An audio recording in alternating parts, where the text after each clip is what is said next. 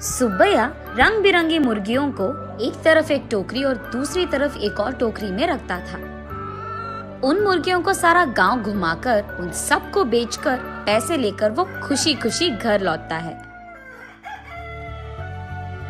सुनो करके उसकी पत्नी सुब्बम्मा को पुकारता है सुब्बैया।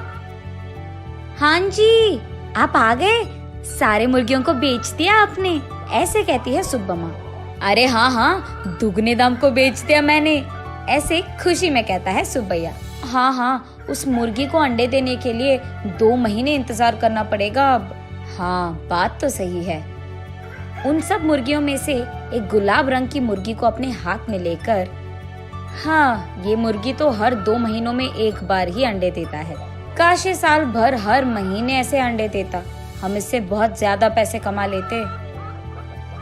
ये कहकर उस मुर्गी को वही जमीन पे छोड़ देता है सुब्बैया। चलो छोड़ो जी, इसी मुर्गे के वजह से तो हम कुछ तो भी कमा पा रहे हैं, अब उसी से काम चलाना होगा।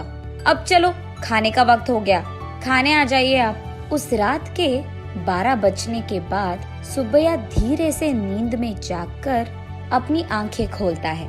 उसके बगल में मौजूद सुब्बम्मा गहरी नींद में थी।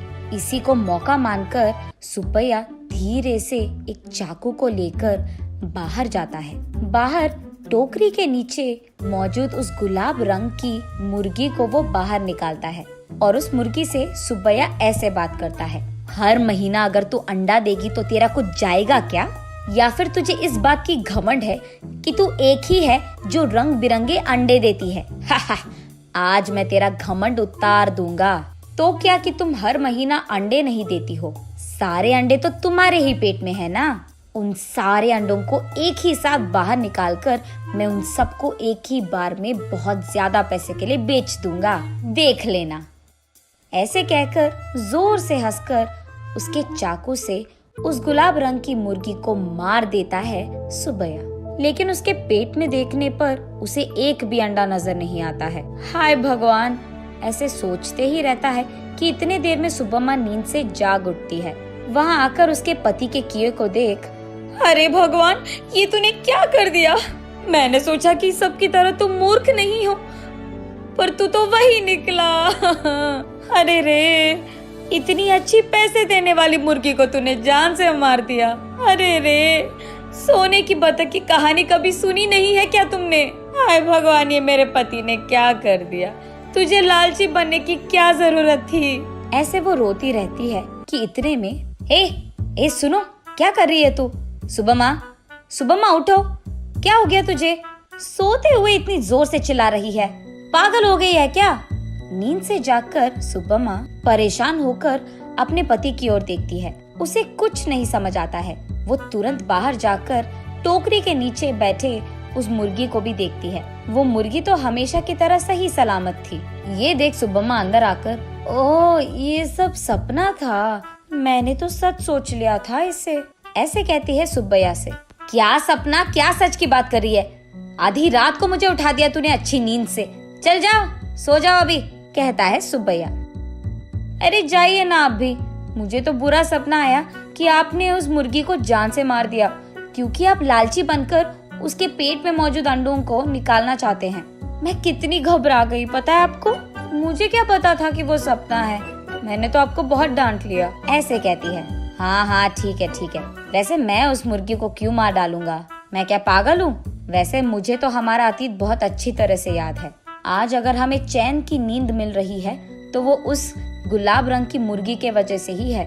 उसको मैं क्यों मार डालूंगा? चलो सो जाओ अभी, तुम और तुम्हारे सपने। ऐसे कहकर सुब्बैया सो जाता है।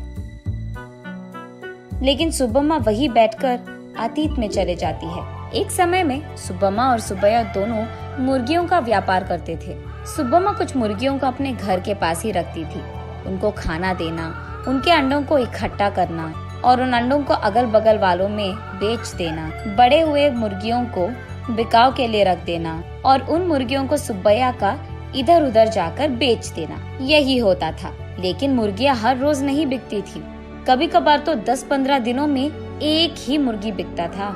इसी कारण सारा गांव घूम घूम कर थक कर घर आता था सुब्बैया।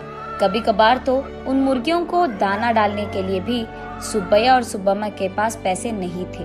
तब एक दिन सारा दिन घूमकर थके हारे सुब्बैया उसके घर लौटता है।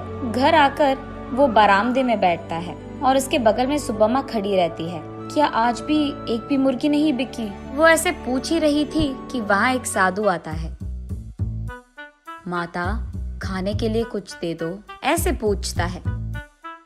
थका हुआ सुब्बैया, ए साधु, हमारे पास ही खाने के लिए कुछ नहीं है, अब तुम्हें क्या दे? अगर चाहिए तुम्हें तो हमारे पास बहुत सारे मुर्गियां हैं, एक लेकर जाओ, ऐसे कहता है। तब साधु छोटा सा हंसी एक देकर, मुर्गी का मैं क्या करूँगा बेटा, मैं मांस नहीं खाता हूँ, मेरे पास ही एक मुर्गी है, इसको तुम ही पालो, ये लो।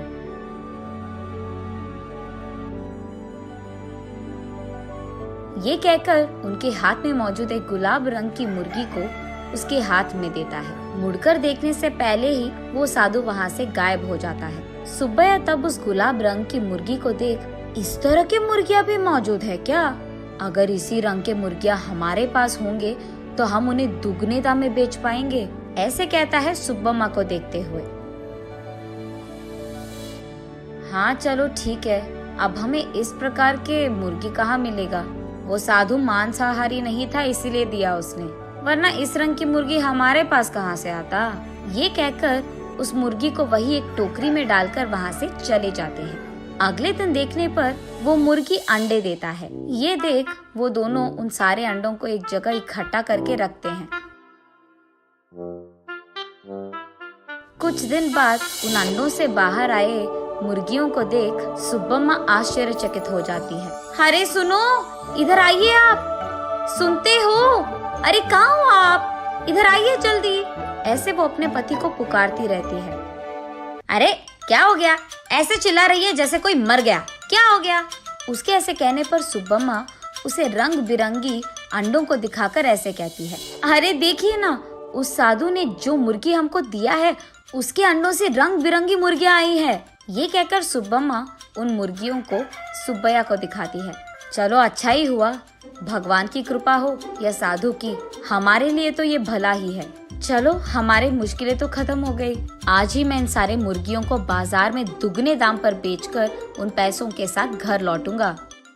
सुब्बैया जो रंग बिरंगे मुर्गियों को लाता है वहाँ के गांव वाले कभी नहीं देखे थे। इसी कारण गांव वाले सारे बहुत उत्साह से हमें चाहिए तो हमें चाहिए ऐसे एक दूसरे में बहस करते हुए सुब्बैया के पास जाते हैं।